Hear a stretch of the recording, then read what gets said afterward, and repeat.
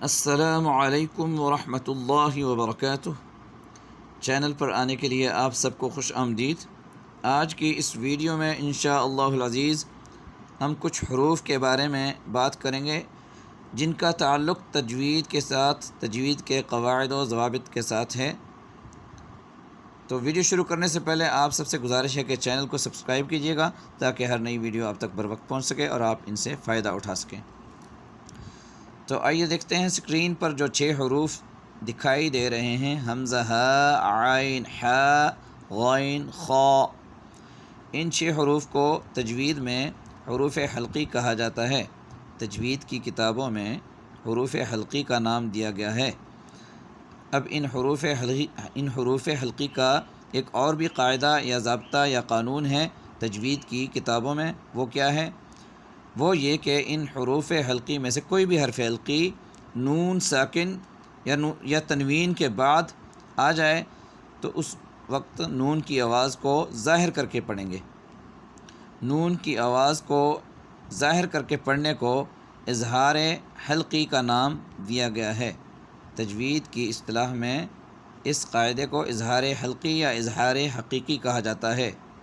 کیا قانون ہے کہ حروف حلقی میں سے کوئی بھی حرف نون ساکن یا تنوین کے بعد آ جائے تو وہاں اظہار حلقی یا اظہار حقیقی کریں گے، یعنی اظہار کریں گے، سمپل بھی کہا جا سکتا ہے۔ تو اظہار کیسے کیا جائے گا، وہ اس کے لیے ایک آیت پڑھتے ہیں۔ وَمِن شَرِّ غَاسِقٍ إِذَا وَقَبَ۔ غاسقٍ، اب غاسقٍ پہ آواز کو ظاہر کر کے ادا کیا گیا۔ غاسقٍ، ناک میں آواز نہیں گئی کیونکہ آگے حرف حلقی ہے تو ظاہر ہو گئی آواز۔ یعنی ان حروف حلقی کا کام یہ ہے کہ جب بھی نون ساکن تنوین کے بعد آئیں تو ان کی وجہ سے نون کی آواز ناک میں چھپے گی نہیں، بلکہ ظاہر ہوگی۔ اس ظاہر ہونے کو اظہار حلقی کہا جاتا ہے۔ وَمِن شَرِّ غَاسِقٍ إِذَا وَقَبَ۔ ثَا، ذَال، ضَا، یہ 3 حروف نرمی سے پڑھے جانے والے حروف ہیں۔ ان میں سیٹی کی آواز نہیں آنی چاہیے، کیونکہ اگر ان میں سیٹی کی آواز آئے گی تو یہ زا، سین، صاد میں سے کسی حرف سے ان کی آواز مشابہ ہو جائے گی۔ ان کی آواز جب ان جیسی ہوگی تو پھر یہ اپنی اصلی حالت پہ نہیں رہیں گے، تو اس کا مطلب یہی ہوگا کہ یہ غلط تصور کیے جائیں گے۔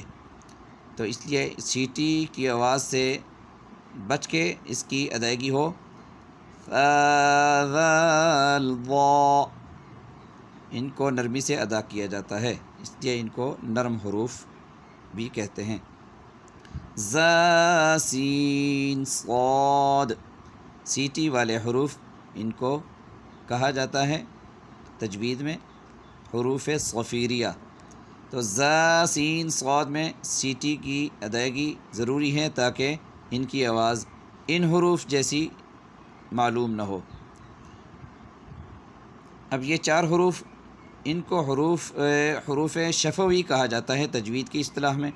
شف کہتے ہیں ہونٹ کو، تو یہ ہونٹوں سے ادا ہوتے ہیں، اس لیے حروف شفوی کہلاتے ہیں۔ با، میم، واو، فا، لیکن ہونٹوں سے چاروں مختلف طریقے سے ادا ہوتے ہیں اور اپنی اپنی آواز کے ساتھ۔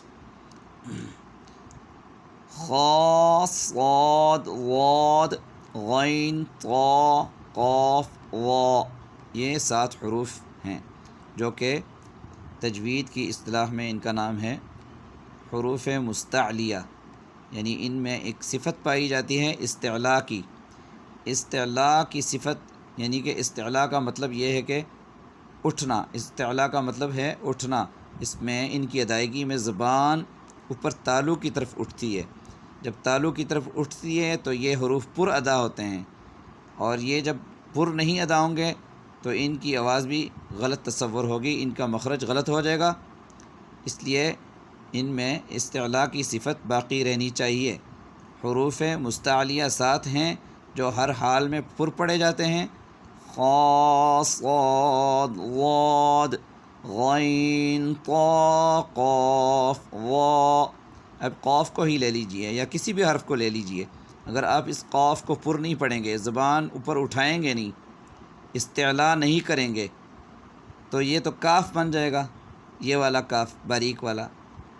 تو جب یہ اس کی مثال ایسے لے لیجئے کہ جیسے جب قاف کی جگہ کاف لے لیا ہم نے، یعنی کہ اگر کسی حرف میں قاف آیا اور ہم اس کو باریک پڑھیں، کاف پڑھیں، تو وہ تو ایسے ہیں جیسے ٹیبل، انگلش میں ٹیبل میز کو کہتے ہیں. اب ٹیبل میں ٹی کی جگہ آپ ایل لگا دیں تو وہ ٹیبل تو نہیں رہے گا نا، وہ تو لیبل بن جائے گا. تو ٹوٹلی اس کا مطلب ہی چینج ہو جائے گا. اسی طرح جو ہے نا عربی میں بھی قاف کو اگر باریک پڑھیں گے تو حرف تو چینج ہو گیا، صاد کو باریک پڑھیں گے تو وہ تو سین بن گیا. اسی طرح دوسرے حروف کو باریک پڑھیں گے تو حرف تو چینج ہو گیا. جب حرف چینج ہو گیا تو لفظ غلط ہو گیا، لفظ غلط ہو گیا تو مطلب چینج ہو گیا. جیسے میں نے آپ کو بتایا کہ ٹیبل میں ٹی کی جگہ ایل لگا دیا تو لیبل بن گیا. اب لیبل تو ٹیبل نہیں ہے نا. تو اس لیے یہ حروف مستعلیہ کی جو استعلاء یعنی زبان کی اٹھنے کی صفت ہے، اس کو ہر حال میں برقرار رکھیں گے. امید ہے کہ آپ کو آج کی یہ ہماری ویڈیو پسند آئے گی. تو آج کے اس سبق کے ساتھ ہمیں اجازت دیجیے. اللہ آپ کا حامی و ناصر ہو، آپ کا نگہبان ہو. اجازت دیجیے. اللہ حافظ. والسلام علیکم ورحمۃ اللہ وبرکاتہ.